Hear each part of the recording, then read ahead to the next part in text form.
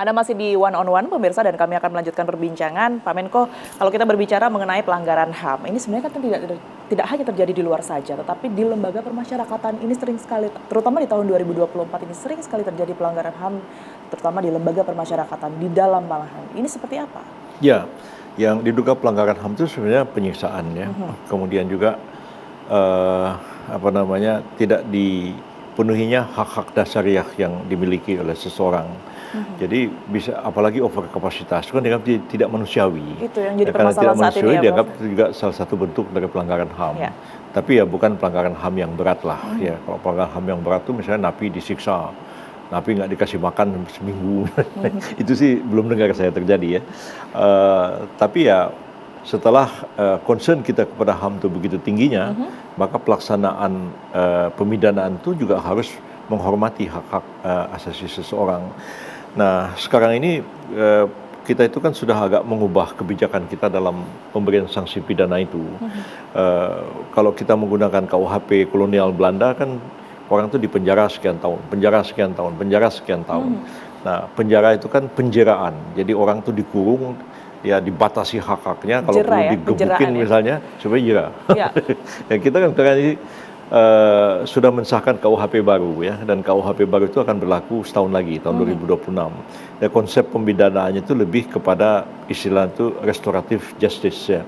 Bagi banyak orang yang belajar di proses hukum yang otaknya itu dicuci otak sama orang barat, lalu dia menganggap bahwa restoratif justice itu sesuatu yang baru. Bagi saya tidak, karena basis hukum orang Indonesia itu dua, hukum adat dan hukum Islam. Ya. Itu di Indonesia ya? Di Indonesia, Pak Menko, ya? begitu besarnya pengaruh hukum adat dan begitu besarnya pengaruh hukum Islam dalam kehidupan masyarakat. Dan sebenarnya tugas negara itu kan memformulasikan kesadaran hukum masyarakat itu menjadi hukum negara. Artinya tidak mentah-mentah begitu aja, tapi melalui satu proses transformasi. Nah, dalam pemidanaan ini, hukum adat kan tidak mengenal penjara. Hukum Islam itu juga nggak mengenal penjara. Ya, hukum Islam itu kalau orang membunuh ya bisa juga dihukum mati, bisa juga ganti rugi, bisa juga dimaafkan oleh ahli warisnya. Dan hukum Islam sama sekali tidak mengenal penjara, walaupun dalam perkembangannya Arab Saudi sekarang punya penjara.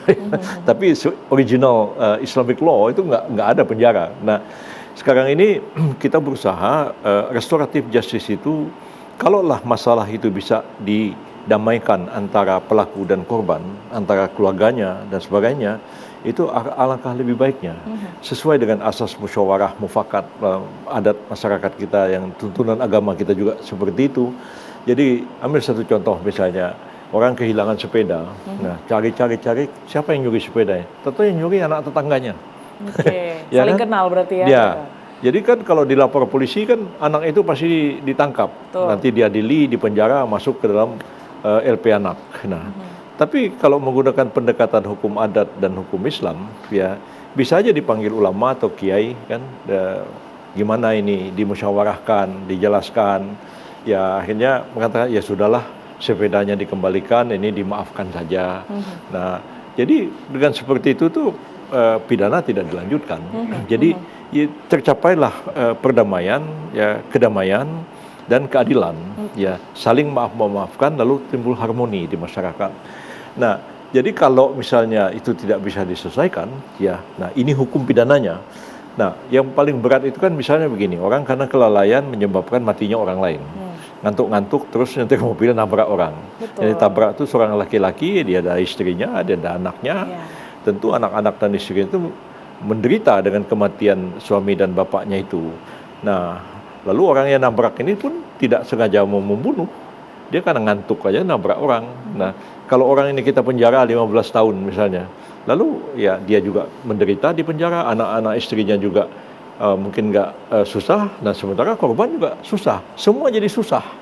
Nah, bisa aja dihukumnya nggak berat-berat, tapi kemudian ada tanggung jawab dari orang ini untuk misalnya menyantuni korban ini. Nah, kalau tercapai perdamaian seperti itu, tidak sepenuhnya menghapuskan pidananya, tapi tercipta satu perdamaian di tengah-tengah masyarakat itu. Dan saya kira semangat spirit seperti ini yang harusnya dikedepankan dalam hukum pidana kita. Jadi kalau kita bikin penjara banyak-banyak ya, sebanyak apapun penjara kita bikin, nggak akan menyelesaikan masalah kejahatan. Karena itu orang yang di luar dimasukin ke dalam, hanya itu aja masalahnya. Jadi sering diolok-olok bahwa sebenarnya penjara itu untuk mengamankan orang kaya, ya supaya nggak dimalingin hartanya sama pencuri-pencuri. Baik, Ya. Kalau ya, seandainya mengandalkan restoratif justice seperti yang nantinya akan berlaku di tahun 2026 ya, betul ya, betul. Pak Menko. Nah ini apakah tidak mengurangi efek jera yang kemudian ini bisa dikesampingkan begitu oleh para pelaku? Ya, sebenarnya begini, soal jera itu kadang-kadang dengan denda bisa membuat orang jera juga. Ya, seperti kita tahu negara tetangga kita Singapura tidak banyak menggunakan hukum penjara, tapi dengan denda-denda terus. Makanya dibilang Singapura the fine city. Jadi apa-apa juga dikasih denda. Misalnya kamu buang puntung rokok ya di sini misalnya ya, orang buang puntung rokok sembarangan didenda 10 juta. Ya. Nah, panik orangnya kan, orang yang vandalisme itu mencoret-coretin tembok segala macam didenda 100 juta. Nah, mungkin lebih takut daripada dia dikurung 2 minggu. Nah, atau dia dipenjarakan 1 bulan. Ya, jadi kalau didenda seperti itu, ya orang penjara tidak penuh sesak, negara dapat duit, bisa dimanfaatkan uangnya itu untuk membantu orang miskin. Jadi sebenarnya kita harus mengubah. Kita ini karena sekian lama dipengaruhi oleh hukum Belanda, yang ada di otak orang itu gimana memenjarakan orang. Itu aja itu otaknya tiap hari. Untuk apa sih kita penjarakan orang itu? Ya. Jadi apa yang sebenarnya menjadi kendala begitu? Kalau kita ketahui sekarang permasalahan utama adalah over capacity dari lembaga permasyarakatan. Kalau dilihat tadi juga mindset apa-apa penjara itu juga menjadi salah satu kendala.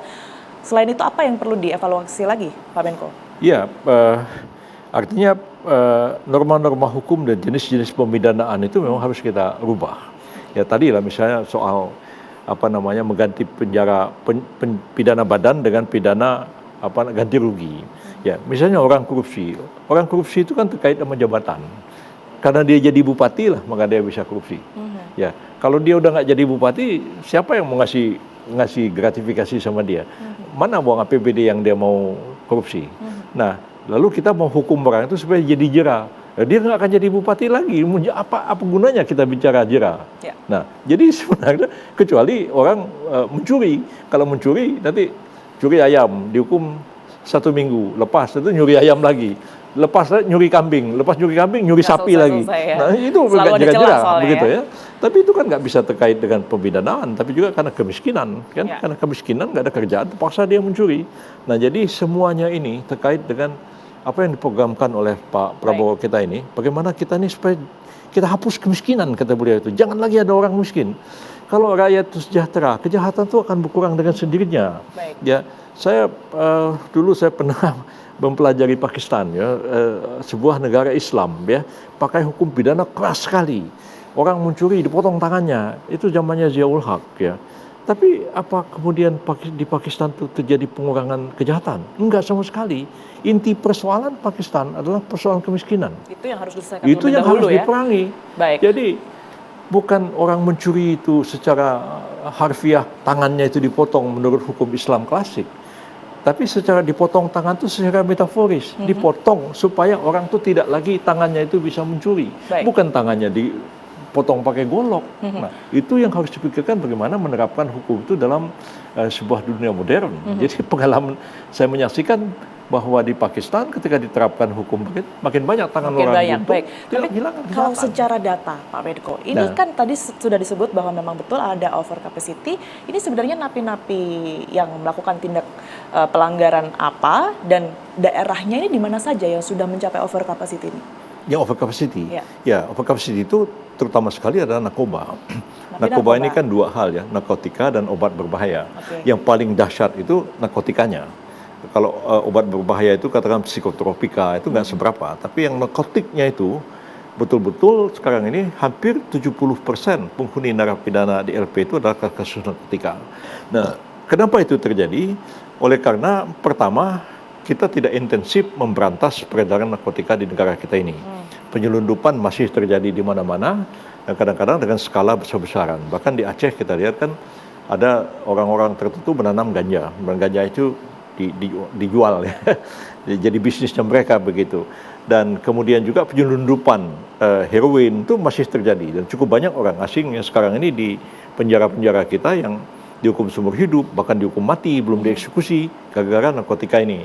Dan hukum pidana kita itu menghukum dua-duanya, pengedar dihukum, orang yang pengguna dihukum juga. Walaupun kadang-kadang pengguna dan pengedar itu ya orangnya sama. Begitu ya. Tapi ada juga orang yang memang hanya menggunakan, dia bukan pengedar. Nah, mestinya kalau secara akademis kita harus bedakan orang yang menjadi pengguna itu sebenarnya tidak perlu dipidana. Orang itu kan perlu direhabilitasi. Nah, cuman persoalannya apakah negara kita mampu melakukan rehabilitasi ini. Jadi kedepannya itu, nah ini yang sekarang kita pikirkan itu, dan Pak Prabowo berkali-kali juga membicarakan, banyak sekali anak-anak muda, remaja, produktif ya, di penjara gara-gara ini. Gimana kita mengatasi soal ini? Nah, itu kami memikirkan apa yang beliau kemukakan itu. Jadi terpikir juga di kalangan kita, para akademisi maupun juga kita yang ada di pemerintahan sekarang, mungkin kita merevisi undang-undang narkotika itu. Jadi kita bedakan betul mana pengedar dan mana pengguna. Kalau pengguna itu tidak dipenjara tapi direhabilitasi, itu akan terjadi penurunan menjadi salah satu jumlah solusi napi. juga begitu ya Pak Menko Iya, ya. betul. Baik. Tidak mudah ya kita ngurusin penjara itu. Saya pengalaman sekian lama saya mengurusin LP itu sangat tidak mudah ya. Ibaratnya itu kepala sekolah. Ngurusin anak-anak sekolah aja pusing. Padahal itu anak-anak baik-baik ya.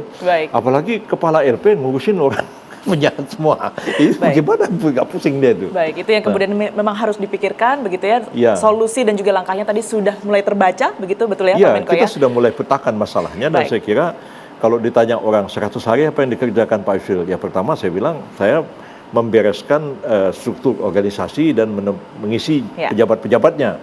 Itu harus selesai. Itu udah hari ini selesai. Ya, tingkat presiden, tapi kemudian kita petakan masalah yang kita hadapi dan kemudian kita programkan ini baik dalam jangka waktu 5 tahun maupun tahun demi tahun sehingga step demi step itu tercapai. Jadi tugas yang paling pokok saya adalah menyelesaikan berbagai pemberantasan korupsi tadi, ya, termasuk RUU yang masih pending di DPR. Bagaimana kita mempersiapkan pelaksanaan KUHP baru pada tahun 2026 yang akan datang. Baik, kita nantikan bersama tentunya ya Pak Menko. Kita harus jeda terlebih dahulu. Kita akan lanjutkan perbincangan usai jeda berikut ini. Tetaplah bersama kami.